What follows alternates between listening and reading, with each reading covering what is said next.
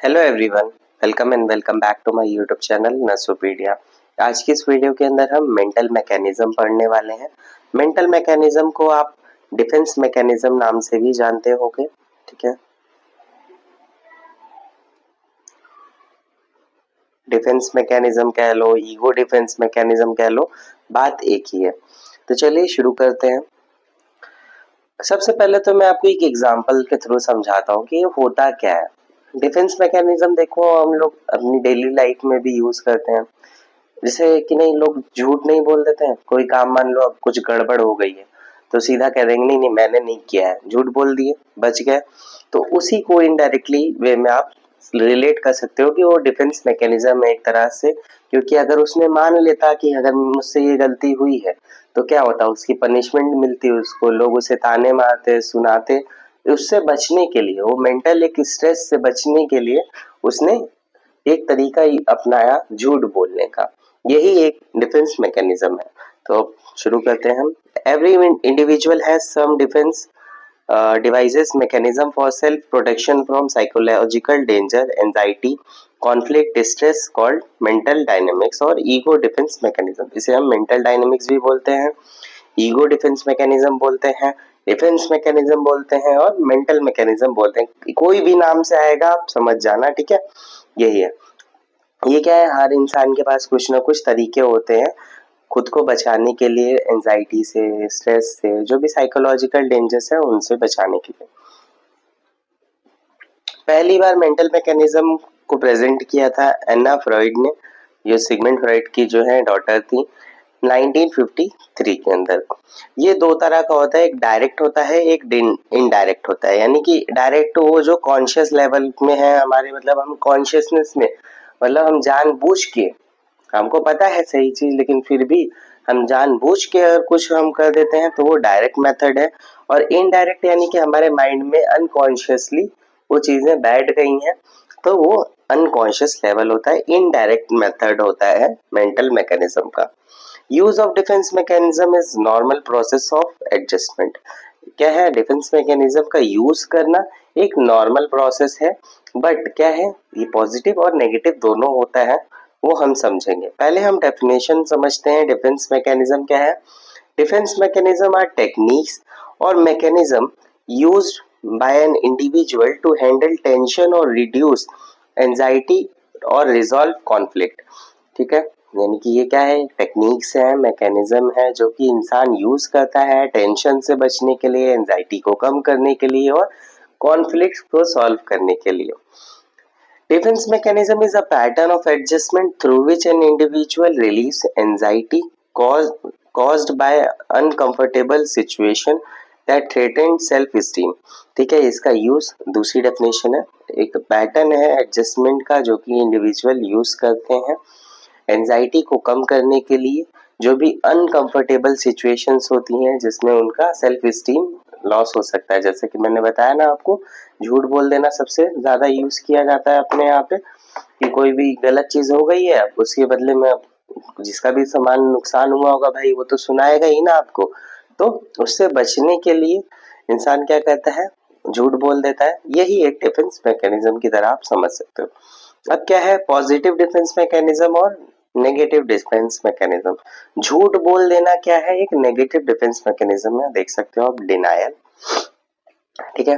तो अब समझते हैं पॉजिटिव डिफेंस मैकेनिज्म और नेगेटिव डिफेंस मैकेनिज्म क्या होता है। पॉजिटिव डिफेंस मैकेनिज्म एक ऐसा डिफेंस मैकेनिज्म होता है जिसके अंदर किसी को भी हार्म नहीं पहुंचाते हैं हम, और जो भी मोरल वैल्यूज हैं वो ठीक रखते हैं, ठीक है। वहां पे मतलब हम किसी को हार्म नहीं पहुंचा रहे हैं, कुछ गलत काम नहीं कर रहे हैं। और नेगेटिव में ठीक इसका उल्टा होता है, ठीक है, यानी अपोजिट बिहेवियर दिखता है नेगेटिव में और पॉजिटिव में सेम बिहेवियर रहता है। तो चलिए हम समझते हैं क्या क्या है पॉजिटिव में और क्या नेगेटिव में है, देख लेना। Repression, rationalization, intellectualization, compensation, substitution, sublimation, undoing और इन आइडेंटिफिकेशन, इंट्रोजेक्शन, ये सब हमारा पॉजिटिव डिफेंस मैकेनिज्म है। इसको मैं अच्छे से आपको समझाऊंगा एग्जांपल के थ्रू। अभी पहले आप बस ये समझ लो कौन सा पॉजिटिव में है कौन सा नेगेटिव में है। तो 9 पॉजिटिव है 9 नेगेटिव है, याद कर लो। नेगेटिव वाला regression, withdrawal, displacement, denial, conversion, suppression, fantasy, projection और रिएक्शन फॉर्मेशन, ये सारे नेगेटिव है। ठीक है, तो अब सबसे पहला टाइप था हमारा रिप्रेशन। ठीक है, पहले हम पॉजिटिव को पढ़ रहे हैं। ठीक है, रिप्रेशन, रिप्रेशन क्या होता है?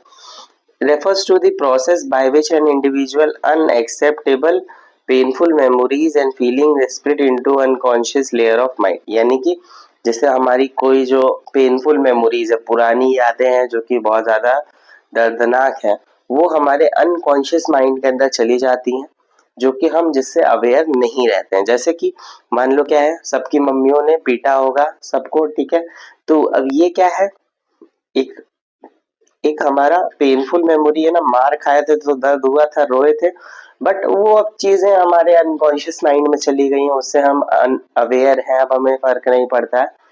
ठीक है, ये चीज हो गई रिप्रेशन। नेक्स्ट है रैशनलाइजेशन। रैशनलाइजेशन में हम क्या है, एक ऐसे मतलब जो हमारी अनएक्सेप्टेबल फीलिंग्स होती हैं, बिहेवियर होता है, उसको हम ऐसे एक्सक्यूजेस बनाते हैं जो कि सोशली अप्रूव्ड है। जैसे कि मान लो अब कोई हस्बैंड है जो कि अपनी वाइफ के साथ उतना अच्छा फील नहीं करता है। ठीक है, तो वो बाहर उसे ना ले जाएगा और वहां पे कोई और अगर पूछता है कि भाई आपकी वाइफ कहाँ है, तो उनसे कह देगा सीधा मेरी वाइफ थोड़ी सी शर्मीली है, वो आना नहीं पसंद करती है ऐसे। ठीक है, पार्टीज में ऐसा होता है। ठीक है, तो इसकी डेफिनेशन देख लेना आप।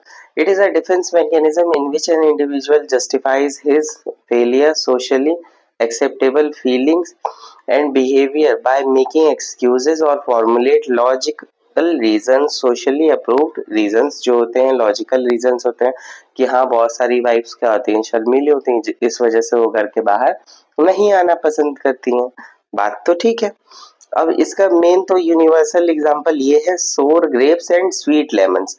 ऐसा होता है, अंगूर होते हैं वो खट्टे होते हैं और कुछ नींबू जो होते हैं मीठे होते हैं, ऐसा होता है। इंटेलेक्चुअलाइजेशन, इंटेलेक्चुअलाइजेशन यानी इंटेलेक्चुअल यानी कि इंटेलिजेंस का यूज किया जाएगा यहाँ पे। ठीक है, तो intellectualization is an attempt to avoid expressing actual emotion associated with stressful situation by using the intellectual process of logic reasoning and analysis।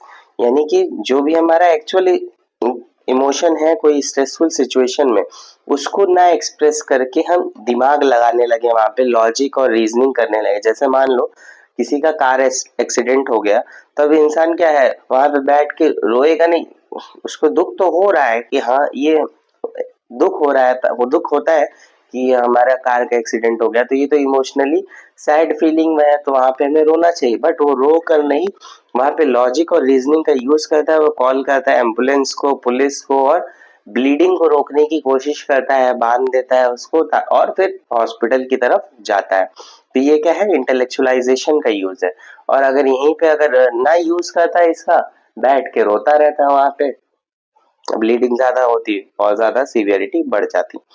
Next फिर कंपेंसेशन। कंपेंसेशन आप नॉर्मली इस टर्म का यूज करते हो, कंपेंसेट करना। ठीक है, तो कंपेंसेशन जैसे कि मान लो कोई बच्चा है वो पढ़ाई में अच्छा नहीं है, तो वो कंपेंसेट करता है बाय कॉलेज में चैंपियन बन जाता है एथलेटिक्स में। मान लो पढ़ाई में अच्छा नहीं है तो एक्स्ट्रा करिकुलर एक्टिविटीज करने लग जाता है।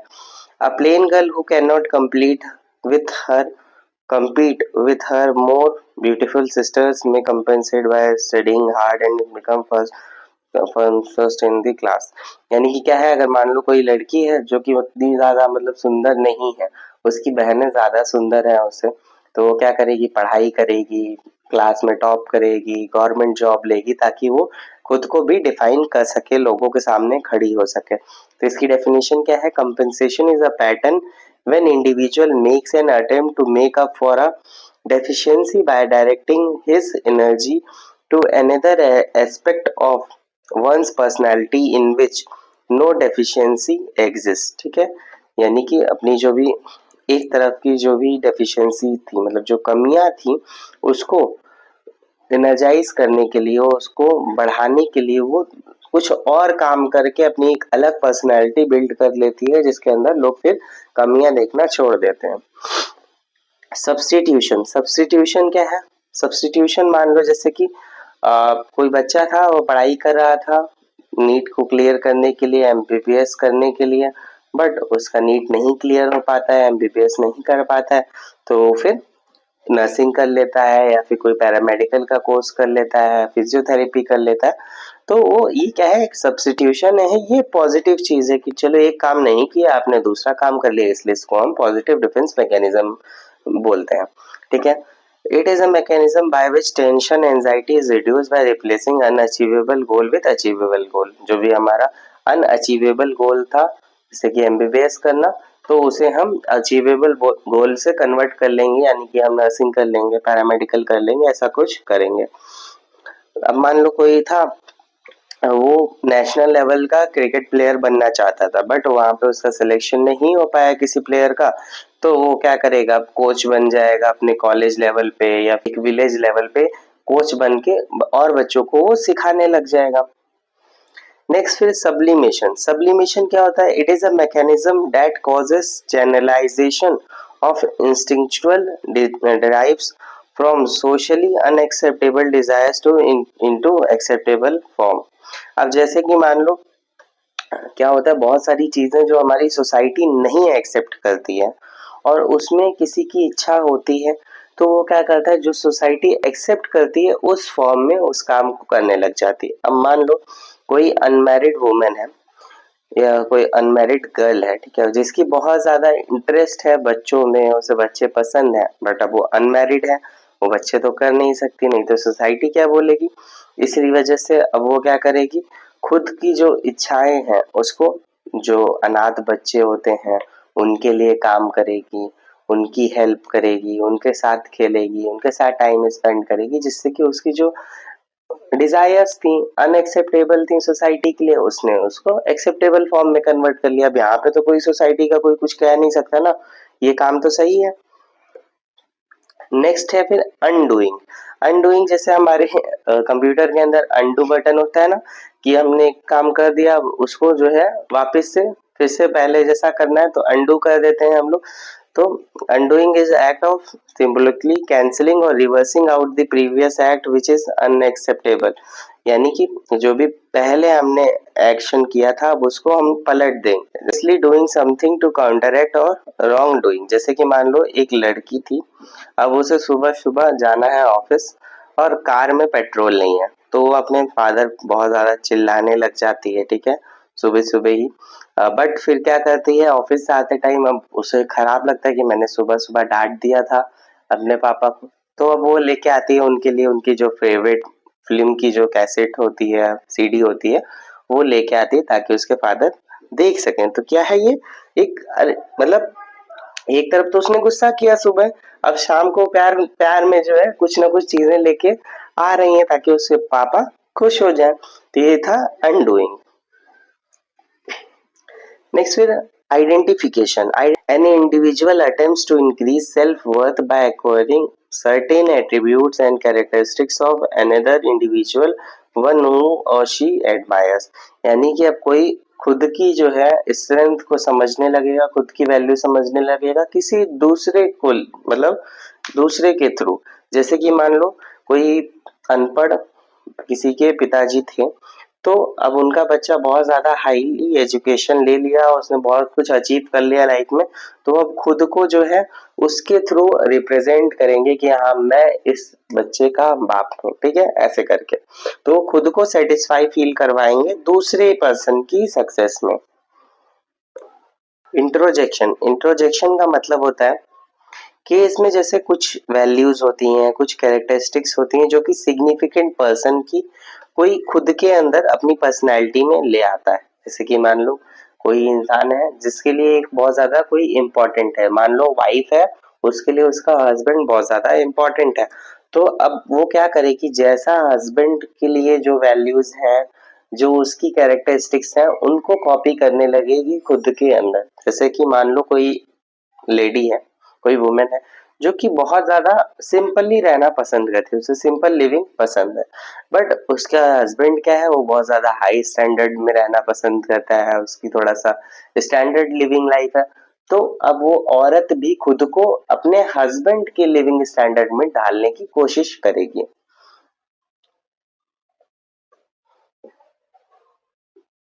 नेक्स्ट है फिर नेगेटिव डिफेंस मैकेनिज्म। अब जितने भी डिफेंस मैकेनिज्म हैं वो सारे नेगेटिव हैं। पहला हमारा regression. Regression means an immature way of responding to stress और गो बैकवर्ड। जो भी मतलब इमेच्योर वे होता है, यानी कि जैसे कि कोई मैच्योर पर्सन है, मान लो कोई एक स्टूडेंट नर्स है, कि वो मैच्योर हो जाते हैं, 18 प्लस होते हैं। अब उनको मान लो कोई हार्ड असाइनमेंट दे दिया गया है तो वो रोने लग जाए, या डांट दिया जाए तो रोने लग जाए, तो ये क्या है, एक इमेच्योर वे है। रिग्रेशन को ऐसे भी बोला जाता है, it is a child like behaviour. ठीक है, चाइल्ड लाइक बिहेवियर। मान लो कोई मैच्योर पर्सन अगर बच्चे की तरह बिहेव कर रहा है तो उसे हम रिग्रेशन बोलेंगे। इससे क्या होता है, क्या बच्चों जैसा बन जाएंगे तो सामने वाला क्या होगा, वो थोड़ा सा वो भी करेगा कि ठीक है चलो जाने दो, उतना तुम अभी स्टेबल नहीं हो, जाओ कोई बात नहीं, ऐसे करके उसे माफ कर देगा। तो ये एक तरीका होता है। जैसे कि बहुत लोग क्या होता है, डिफिकल्ट सिचुएशन हो गई कोई तो उसमें नाखून खाने लग जाते हैं, अपने नेल बाइटिंग करने लग जाते हैं। नेक्स्ट फिर डिस्प्लेसमेंट। डिस्प्लेसमेंट क्या है, in this defense mechanism an unconscious emotional feeling is transferred to person who are less dangerous than those who initially arouse the emotion. मान लो अब कोई इंसान है जो कि अपने मतलब ऑफिस में काम कर रहा था और उसके बॉस ने आके उसे अच्छे से सुना दिया, डांट दिया। अब वो बॉस को तो कुछ नहीं बोल पाएगा, नहीं तो बॉस क्या है, उससे हायर लेवल पे है, उसको निकाल देगा जॉब से। तो वो क्या करेगा, घर आके अपनी वाइफ से लड़ाई करेगा, उसे मारेगा। ठीक है, तो वो वहां का गुस्सा यहाँ निकाल रहा है, मतलब जहां पे उसे गुस्सा है वहां तो उसने कुछ नहीं बोला, वहां दिमाग लगाया कि अगर यहाँ मैं ऐसा बोल दूंगा तो वो मुझे जॉब से निकाल देगा, इसलिए फिर घर आके अपनी वाइफ से लड़ रहे हैं। कि मतलब जो चीजें हम जहां से हमको फीलिंग्स आई, अब वो क्या है, हाईली थ्रेटेंड है, मतलब वहां पे हमको ज्यादा नुकसान होगा। तब उससे बचने के लिए वो जो लेस थ्रेटनिंग ऑब्जेक्ट्स होते हैं उन पे आके गुस्सा निकालते हैं। जैसे कि अब मान लो कोई बच्चा है, उसको टीचर ने स्कूल में मारा अच्छे से, अब वो क्या करेगा, आते समय रास्ते में जो डॉग मिल गया अगर उसको तो उस पे ईंटा मारेगा या उसको पैर से मारने लगेगा। तो वहां का गुस्सा यहाँ निकाल रहा है, ऐसे करके समझ सकते हो। नेक्स्ट फिर डिनायल। डिनायल मैंने आपको बताया, मान लो a patient come to know that he is diagnosed with cancer nor ready to accept reality। अब कोई इंसान को अगर मान लो अचानक से आप बोल देते हो कि आपको कैंसर है, उसका डायग्नोसिस कैंसर का बन जाता है, तो वो तो तुरंत कहेगा नहीं नहीं ऐसा मुझे हो ही नहीं सकता है, ऐसा कैसे हो गया।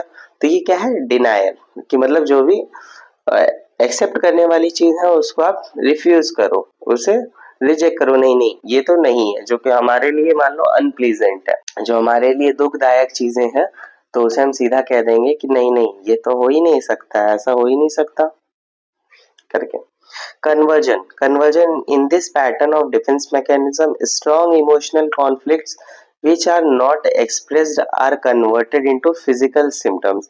जैसे कि मान लो कोई पर्सन है जिसका मान लो कोई बहुत ज्यादा इमोशनल कोई कॉन्फ्लिक्ट चल रहा है, दिमाग में बहुत ज्यादा एंजाइटी है, अब वो क्या होगा, धीरे धीरे करके कन्वर्ट हो जाएगा फिजिकल सिम्टम में। अब कोई स्टूडेंट है जो कि बहुत ज्यादा जिसको एंजाइटी हो रही है अपने एग्जाम को लेके, तो वो उसको क्या होगा, हेडेक होने लग जाएगा। ठीक है, तो कन्वर्जन हो गया, यानी कि जो मेंटल स्ट्रेस था या साइकोलॉजिकल स्ट्रेस, ऐसे लिख लो, psychological stress is converted into physical symptoms।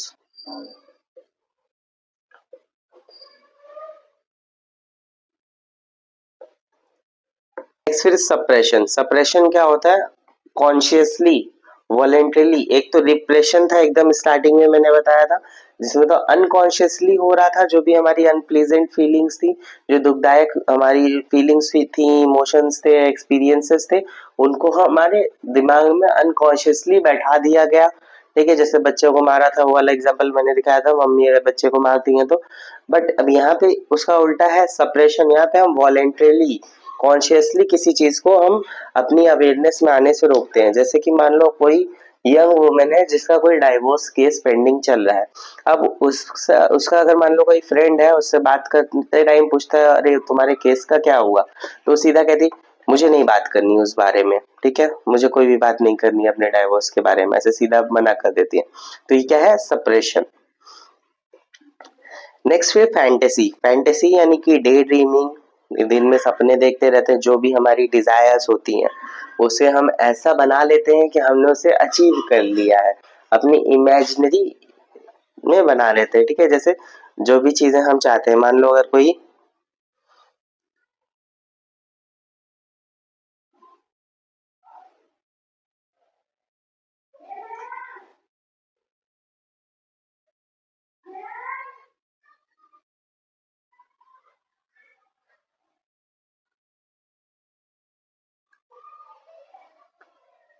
अब मान लो कोई बच्चा है जो कि अपने फादर की हेल्प नहीं कर पा रहा है फाइनेंशियली, उनके पास पैसे नहीं है, तो वो क्या है, दिन भर सपने देख रहा है कि अरे यार मेरे पास बहुत ज्यादा पैसे आ गए, मैंने कोई लॉटरी की टिकट ली थी, लॉटरी मुझे लगी, बहुत ज्यादा पैसे आ गए, अब मैं अपने फादर के लिए, फैमिली के लिए कुछ अच्छा करूंगा, जो भी बेस्ट फैसिलिटीज हैं उनको दूंगा।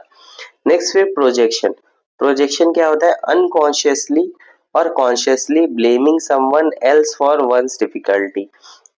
तो मान लो अब क्या है कि कॉन्शियसली या तो फिर अनकॉन्शियसली किसी को हम ब्लेम कर, ठीक है, ब्लेमिंग अदर्स, शॉर्ट में लिख लो।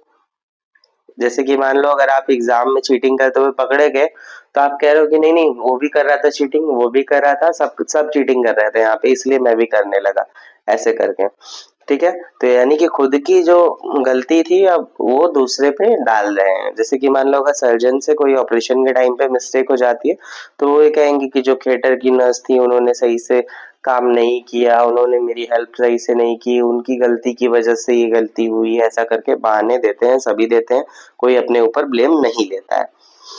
नेक्स्ट है रिएक्शन फॉर्मेशन। रिएक्शन फॉर्मेशन जैसे कि आप समझ रहे हो कि रिएक्शन फॉर्मेशन यानी कि एक कोई एक्शन हुआ उसका रिएक्शन का फॉर्मेशन। जैसे कि एग्जांपल, अब मान लो ज्यादातर क्या होती हैं, जो बहुएं होती हैं वो अपनी सास को पसंद नहीं करती हैं, बट अपने सास के सामने क्या सासू माँ करके एकदम अच्छे से बात करती हैं, उनके लिए पानी ला के देती हैं, खाना ला के देती हैं।